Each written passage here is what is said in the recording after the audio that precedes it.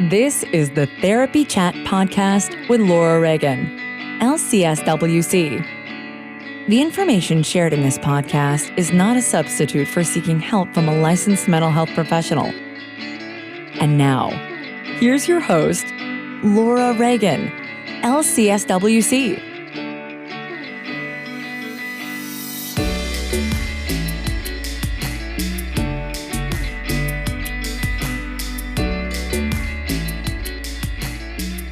Today's episode is sponsored by Therapy Notes. Between writing notes, filing insurance claims, and scheduling with clients, it can be hard to stay organized. That's why I recommend Therapy Notes. Their easy-to-use platform lets you manage your practice securely and efficiently. Visit therapynotes.com to get 2 free months of Therapy Notes today. Just use the promo code TherapyChat when you sign up for a free trial at therapynotes.com. Thanks also to DoxyMe for sponsoring this episode. DoxyMe is an easy-to-use, HIPAA-compliant telehealth platform that is available in free and paid versions. Get $50 off a paid account by going to doxy.me and putting in the code TherapyChat. A couple weeks ago, my group practice needed to close our office to in-person sessions and make a quick pivot to telehealth due to the coronavirus. I was able to set up free HIPAA-compliant DoxyMe accounts for my staff and interns. This allowed us to quickly and easily transition to telehealth during a stressful situation. I already had my own paid account that I'd been using as needed. DoxyMe has been easy for staff and clients to use so we can focus on the therapy sessions. Get $50 off a paid account by going to doxy.me and putting in the code TherapyChat. That's doxy.me. And use the code TherapyChat for $50 off. Therapy Chat Podcast, episode 233. Hi, welcome back to Therapy Chat. I'm your host, Laura Reagan, and today is June 11th, 2020. I want to start off by acknowledging a correction that I need to make and apologizing for my error. In last week's episode, number 232, I mistakenly used the wrong words and the wrong acronym when I was talking about, I said BLPOC, when I was talking about Black and people of color. I feel stupid admitting this, but of course want to give out the proper information and also acknowledge that I have seen this acronym. I thought it was a uppercase B, lowercase l, and then capital P-O-C. But it was actually B-I-P-O-C, which stands for Black, Indigenous, and People of Color. And of course, that makes sense. When I first heard that acronym and I didn't know what it meant, so I asked, or maybe I looked it up and learned that it meant Black, Indigenous, People of Color. But in my white privilege, I failed to recall what it stood for, and I still had it in my head that it was BLPOC. And so I think the privilege part is that I was so sure of myself that I knew what it was, what it stood for, but I didn't go look it up and check to make sure that I had it right before I talked about it during last week's episode. And I mean, yes, it was just an honest mistake, but it's also an example of the certainty and knowing that is an aspect of white privilege. And it's part of what upholds white supremacy. And this error is significant because I misnamed what the acronym was about. And that's disrespectful to the people who were left out when I was talking about it. And really, it was disrespectful of me to talk about that acronym when I really didn't know what I was talking about well enough that I could get it right. So I want to apologize to everyone who was listening and anyone who may have been hurt or offended by that. And I will keep trying to do better. This week, I'm highlighting an organization that makes therapy accessible to Black women and girls without them having to have the funds to pay for it. Rachel Cargill, who I mentioned as an anti-racist educator in last week's episode, created Loveland Foundation. And her foundation makes it possible for Black women and girls to access 8 therapy sessions at no cost, while allowing the therapist to get paid their fee. Normally, when individuals are accessing low-cost services, unless it's through a nonprofit agency, it's usually the therapist who is giving up receiving their full fee to provide a lower fee out of, as an act of being charitable towards someone who can't afford to pay the full fee. And that's great.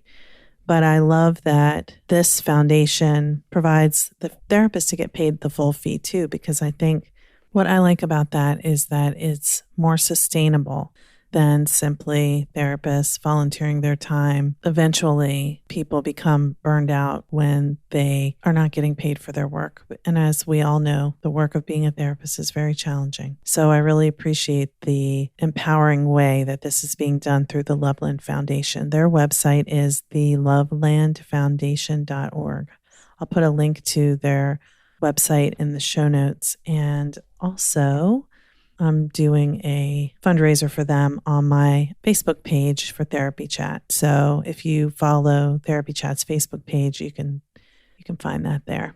Okay, so getting into what I wanted to talk about this week. I've been thinking a lot over the past week. In the past few weeks, I've been reflecting a lot about racism and white privilege and my role in upholding white supremacy. And I've made a new commitment to really doing some internal examination and reflecting on ways that I need to change that I had not considered before. In fact, just since between last week and this week, I've realized that I probably would have done things differently in last week's episode if I had understood last week what I'm beginning to understand this week. But here we are, and I'm going to keep trying, keep reflecting, keep doing what I can, and knowing that I'm going to get it wrong sometimes, and trying to be brave, and even if I screw up, just keep it on going. This is too important to wallow in self-loathing, self-pity, or whatever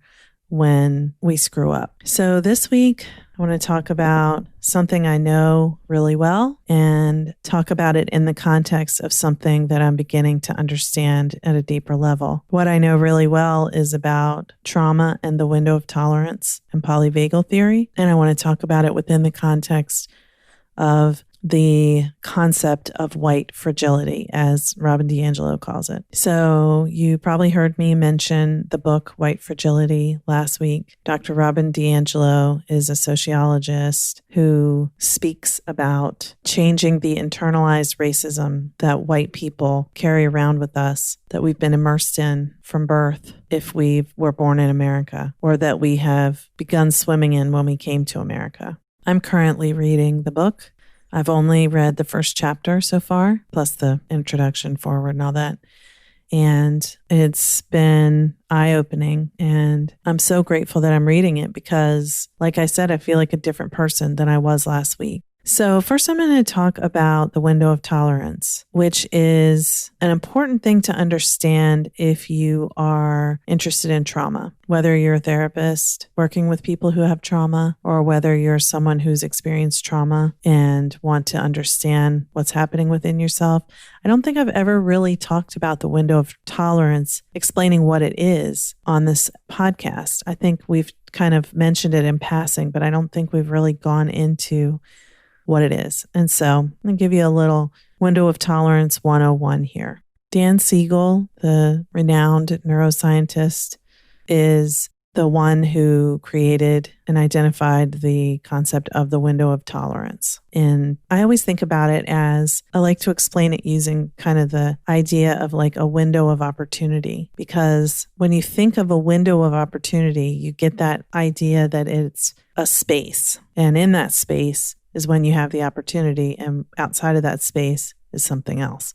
So for me, that helps me conceptualize this abstract idea of the window of tolerance.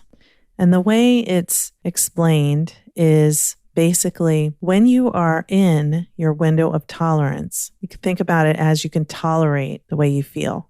It means that you are able to feel your feelings, even though they may be very intense, and you can still think and you're not overwhelmed. So what happens when we are in a traumatic situation is that our capacity to cope with the emotions we feel is completely overwhelmed. Therefore, we're out of our window of tolerance. That is what really creates the trauma response that we have. And you could look at it as being adaptive, as, many of us are familiar with the idea that trauma responses are helpful. It's how our body and brain responds to threats. So that's why if you were walking through the jungle and a tiger suddenly crossed your path, you would either maybe throw something at the tiger, which would be fight, or you might run away, which is flight. Or if you were so close that there was no way you could get away from the tiger and you knew the tiger could kill you in 5 seconds, you might freeze. You might even collapse as if you were dead. Those are all adaptive responses in a traumatic experience. And just to make it obvious, seeing a tiger in itself is not traumatic, but tigers are carnivorous predators that are huge, powerful, strong. And if you encounter a tiger in the jungle, you are likely to become prey. So therefore, it's traumatic to be in the jungle and come up on a tiger. And your body and brain automatically respond without you thinking with either a fight, flight, or freeze reaction. So the way it works in your brain is your primitive threat response system in your brain gets activated and takes action without you needing to make a decision. Should I fight? Should I run? Or should I play dead? You don't think of that. You do it automatically. You might see the tiger, run away as fast as you've ever run in your whole entire life. You might even climb up a tree. And then you're sitting there in the top of the tree and you're like, did I just see a tiger? That's how long it takes your thinking brain to catch up when your primitive brain has this automatic threat response reaction. There's no time for thinking. You just have to act. And that is how our trauma responses are adaptive. So going back to the window of tolerance, the window of tolerance is about our response to a threat. When we go out of our window of tolerance, we either go to hyperarousal, which is the fight or flight, where adrenaline shoots through us and we just, become activated. And we're either yelling or we're hitting or kicking or we're running. That's what your body wants to do. And when you're in hyperarousal, what that looks like in our everyday lives, responding to emotional threats and not just physical ones like a tiger. That looks like being really anxious all the time, hyper alert, always looking around behind you. Your senses are heightened. You may be angry, physically aggressive, or it could also be that you are turning inward with anger. So you could be doing something to harm yourself. You could be verbally attacking yourself inside your head, like inner critic saying, you're so stupid. You're so stupid. What were you thinking? You're an idiot. You'll never figure this out. Things like that. All of those can be examples of hyperarousal. Now, the other side of being out of your window of tolerance is hypoarousal. And when you're in hypoarousal, it may be difficult to think. You may feel foggy, sleepy. So that's more like when you're in the jungle, the playing dead. Basically, your brain starts to shut down, and it's doing that for protection. You could faint, you could fall asleep, you could be yawning, you could just feel very lethargic, no energy, disconnected. It could look like dissociation, there but not there. Catatonia falls into this if someone's in a catatonic state. So I've been thinking about the window of tolerance in terms of white people's inability to tolerate conversations about racism in which it's suggested that they are part of the problem.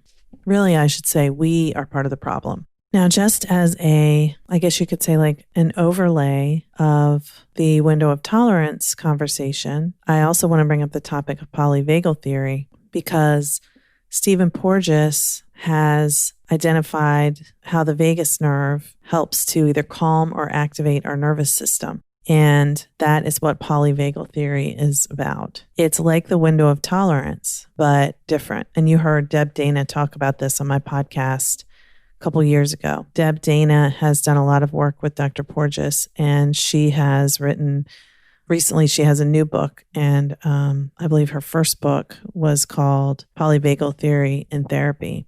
She's done a beautiful job of translating his very complex work into language that the average person, including therapists, can understand and explain to clients. And clients can understand, even if they have no background in mental health.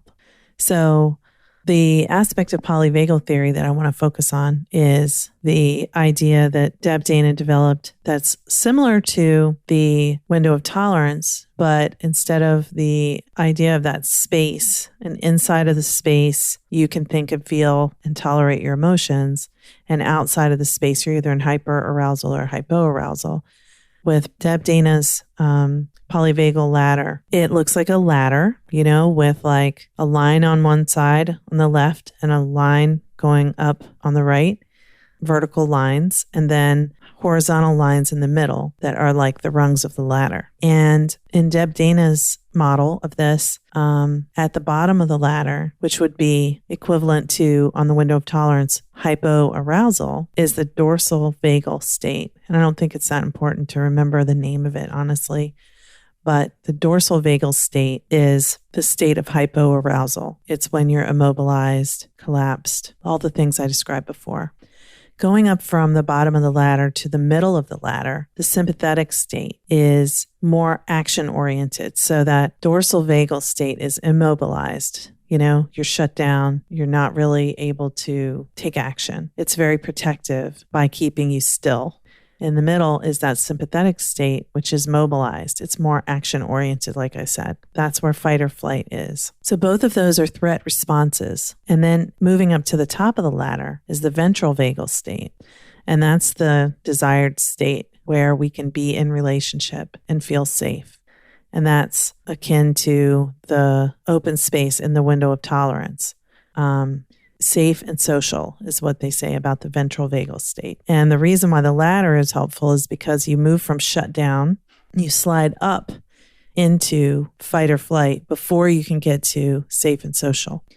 You can't go from shut down to safe and social. You have to go through fight or flight. And I think that's really valuable to understanding the way that so many of us white people are reacting when we hear someone tell us that we are part of the problem. So just to illustrate what I'm talking about here, I want to talk about some of the things that Robin DiAngelo mentions in White Fragility. But I read a powerful article in Psychotherapy Networker magazine. Well, it's on their website. It's written by Lisa Savage and Kim Knight, and it's called White Therapists. Here's what your Black colleagues want you to know. 20 therapists of color on race-based trauma. I'm so grateful for this article. It's just powerful. And I can't help but recognize that I don't have the same experience as the people who contributed to this article. And that's part of what I need to be examining. That's part of my privilege. Lisa Savage and Kim Knight created a Facebook group in 2016 called Clinicians of Color, LLC, that has over 12,000 members.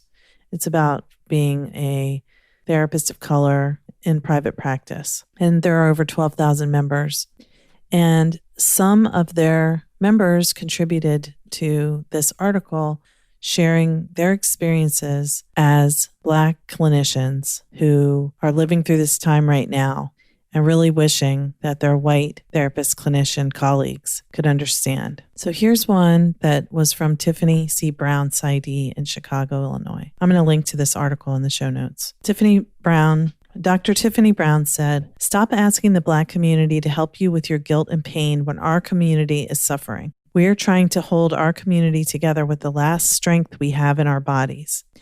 Our collective mental health is fragile, rooted in our DNA. Understand that." And Shamira Howard Blackburn, I hope I pronounced her first name right, LCSW in Baton Rouge, Louisiana, said, "I know many people love to throw around the words ally and cultural competence, but I hope they can understand that trust in a therapist isn't granted because that therapist attended a 3-hour workshop on cultural competence led by someone who isn't a person of color. That doesn't make them an ally. We need therapists who are willing to do deep anti-racism work, who present with cultural humility. This way, we can choose our allies. Allies isn't self-appointed, they're chosen." Let's just pause for a moment so I can give you a little bit more information about why I love therapy notes. I switched to therapy notes few years ago. I'd say it's about 3 years now, I believe. And I have never regretted it.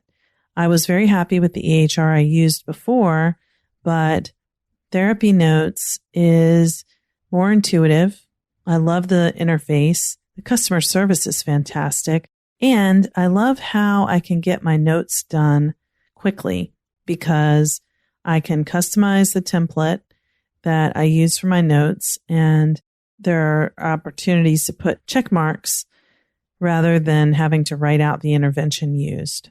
So I have cut my time spent writing notes way down, which is wonderful because I like to focus on seeing clients.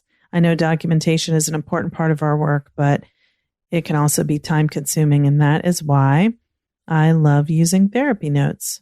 If you are considering switching EHRs or you're looking for one to use in your practice, give Therapy Notes a try. Get 2 free months of Therapy Notes, including their beta version of their new integrated telehealth option. You can get 2 free months by using the code TherapyChat.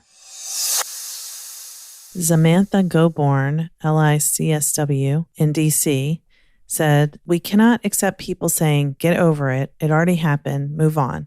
I think this is a major problem, the lack of acknowledgement that we as a race have experienced trauma. We have to say it out loud, acknowledge it, and understand how this crime against humanity manifests. Only then can we truly address it, see it for what it is." Nina Keeler, LMFT, who's in West Bloomfield Township, Michigan? Yeah, that's Michigan. Said, "I think recognizing that clients of color may never feel completely regulated is important. It's important to honor that there's always a sense of hyperarousal due to systemic and institutionalized racism. Helping clients acknowledge and manage this is important to decreasing chronic stress and the physical and mental damage it can cause." Chantel Bratcher-Coleman, LCPMH CAADC in Newark, Delaware, said, "The white majority needs to understand that after being constantly referred to as angry, intimidating, and savage by others, it's very difficult for Black people not to be cautious, mistrusting, and frustrated. We know that no matter how much we've contributed to making this country great, we will never get the credit or fair treatment we deserve. What we need now more than ever is true allies." Tiana Shelton, LCSW, in Troy, Illinois, said, "I believe it's important for our white counterparts to know that people of color are hurting. The unfortunate and tragic death of George Floyd and countless other Black men and women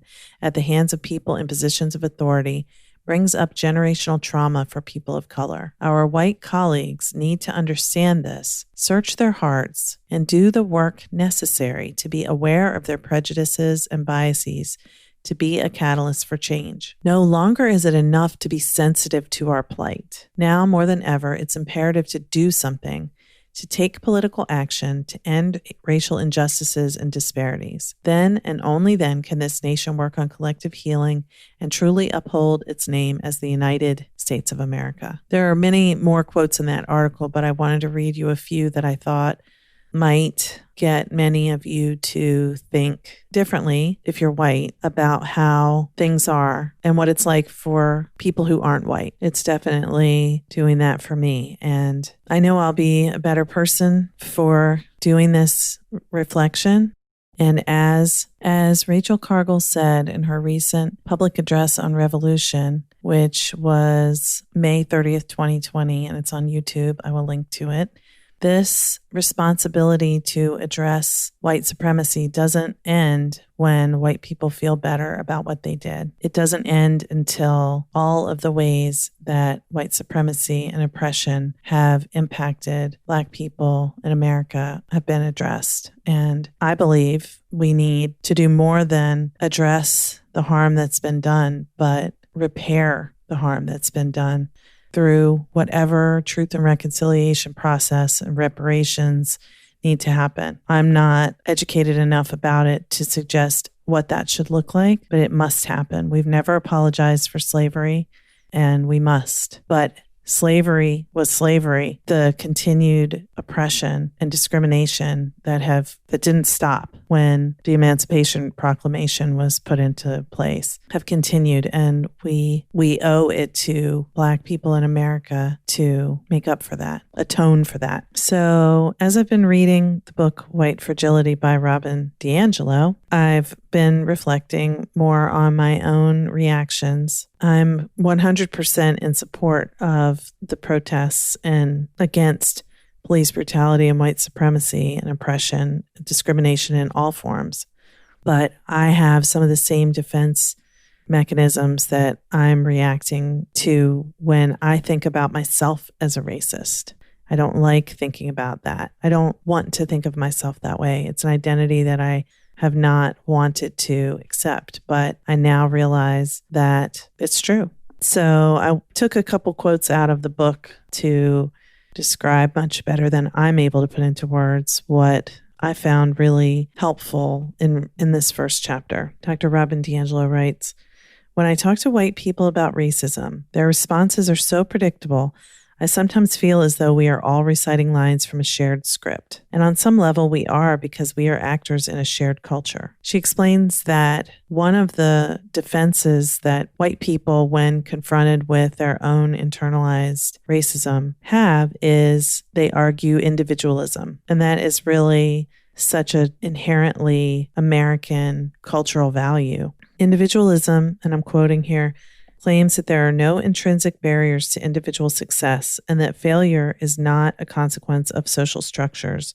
but comes from individual character. According to the ideology of individualism, race is irrelevant. So some examples are people saying things like, "This is America. Everyone has equal opportunity here. Anyone can make it. I pulled myself up by my bootstraps. My family came here as immigrants in the late 1800s. They never owned slaves."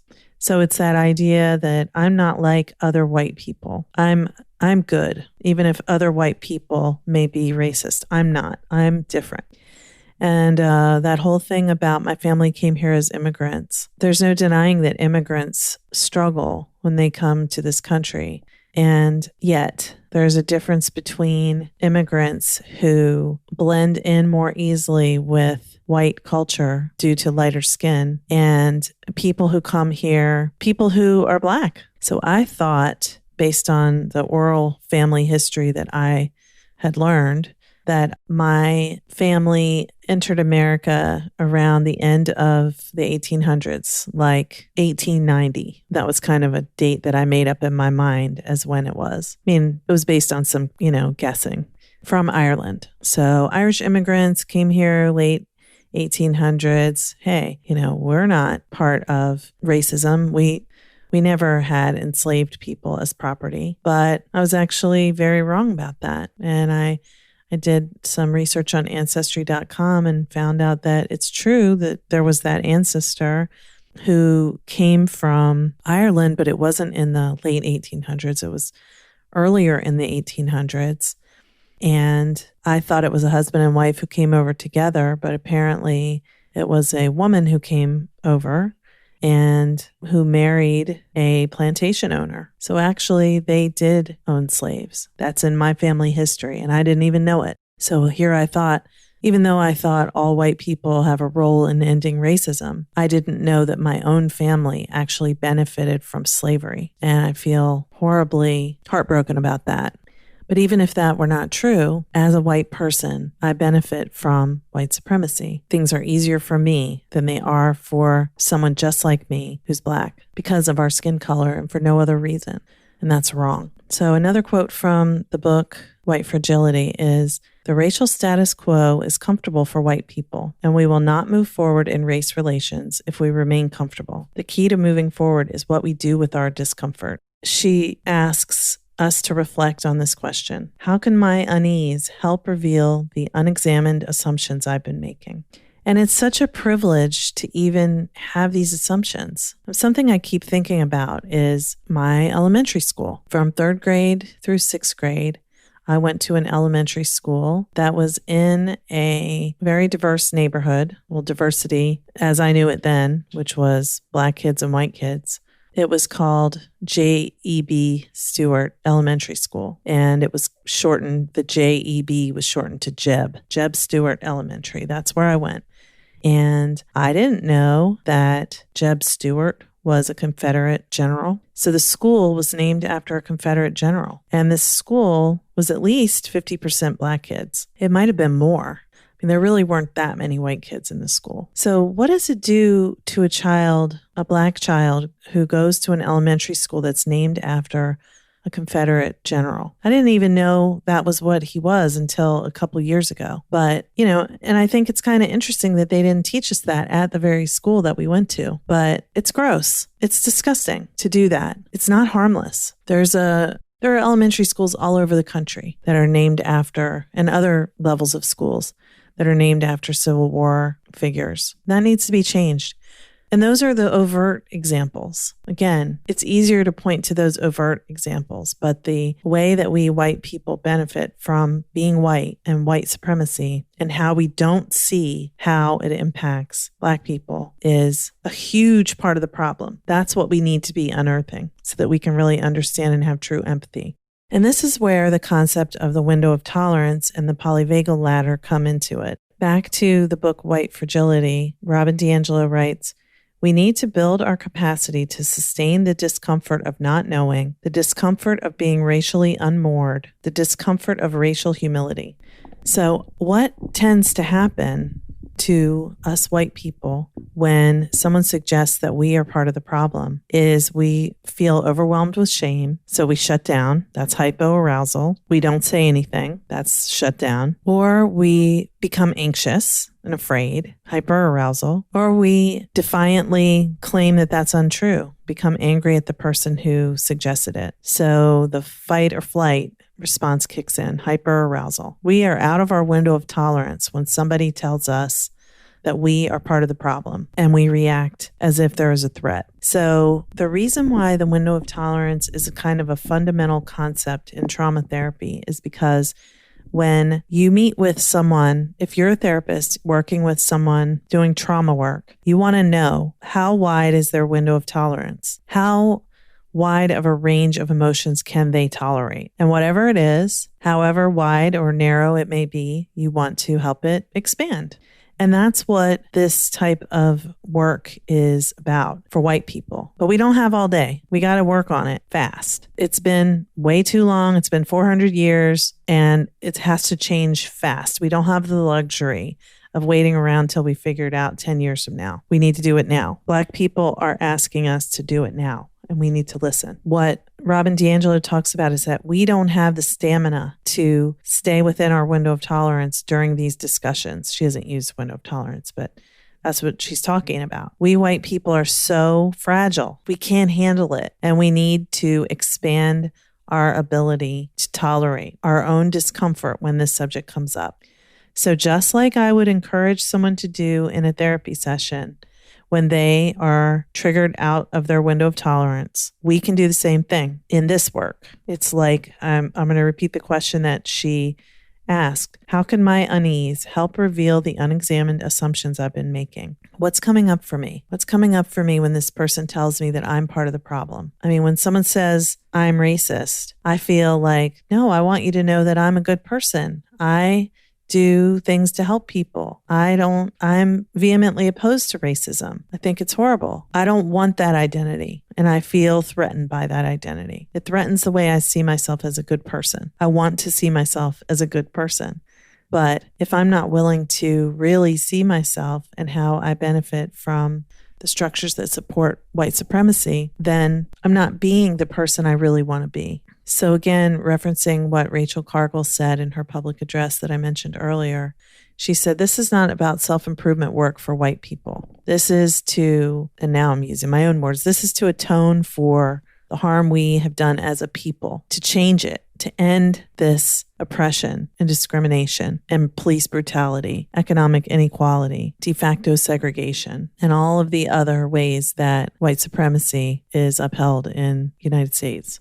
So the last thing I want to share, and again, I will link to this article as well. We can all do something, and there's a lot of different things we can do. But there's an article called Mapping Our Social Change Roles in Times of Crisis. It's kind of interesting because it's related to the coronavirus, but of course it should apply to anything. And this is by Deepa Iyer. So the goal is equity, inclusion, liberation, justice, solidarity, resiliency, and interdependency. And the roles that we can take are storytellers, guides, weavers, experimenters, frontline responders, visionaries, builders, caregivers, disruptors, and healers. All of those roles are needed, and we all can be acting out many of those roles in different ways, but everyone's part is needed to make this change. Now, I recently learned about this, which I'm going to share with you, and I found it helpful. It's from Eddie Moore Jr., and his website is called America and More, Moore, Diversity Education Research and Consulting. And he has a 21-day racial equity habit building challenge. That's a copyrighted phrase. So if you are a white person, you're feeling overwhelmed, you're in your hypoarousal, take care of what you need to do to get back to being grounded, and then go check out this 21-day racial equity habit building challenge it directs us to, for 21 days, do one action to further your understanding of power, privilege, supremacy, oppression, and equity. And it has suggestions for readings, podcasts, videos, observations, and more. Of course, there's been a lot of amazing work that's been done since 2014, but there's a tracking chart to help you keep track of it and stay on course. And it could be done individually with friends and family or in an organization. And there's a Facebook page that you can use to get ideas and share your experience. So I'm going to give you a link to that as well. There are many suggestions of great books, things to listen to, things to watch of varying lengths. Some are 5 minutes, 2 minutes. Others are 12 minutes, 10 minutes, and then longer, like more than 1 hour. There's a test to help you identify really how aware you are, and just a lot of suggestions. So I hope that you'll find this useful. I apologize again for my mistake last week, and to anyone who was harmed by that, I'm truly sorry. That's about all I have to say for today. Next week, I'm planning on talking about vicarious trauma. So thank you for listening, and take care. Today's episode is sponsored by Therapy Notes. There are many ways to keep your practice organized, but Therapy Notes is the best. Their easy-to-use, secure platform lets you not only do your billing, scheduling, and progress notes, but also create a client portal to share documents and request signatures. Plus, they offer amazing unlimited phone support, so when you have a question, you can get help fast. To get started with the practice management software trusted by over 60,000 professionals, go to therapynotes.com and start a free trial today. If you enter promo code TherapyChat, they will give you 2 months to try it out for free. Thanks also to DoxyMe for sponsoring this episode. DoxyMe is an easy-to-use, HIPAA-compliant telehealth platform that is available in free and paid versions. Get $50 off a paid account by going to doxy.me and putting in the code TherapyChat. A couple weeks ago, my group practice needed to close our office to in-person sessions and make a quick pivot to telehealth due to the coronavirus. I was able to set up free HIPAA-compliant DoxyMe accounts for my staff and interns. This allowed us to quickly and easily transition to telehealth during a stressful situation. I already had my own paid account that I'd been using as needed. DoxyMe has been easy for staff and clients to use so we can focus on the therapy sessions. Get $50 off a paid account by going to doxy.me and putting in the code TherapyChat. That's doxy.me. And use the code TherapyChat for $50 off. Thank you for listening to Therapy Chat with your host, Laura Reagan, LCSW-C. For more information, please visit therapychatpodcast.com.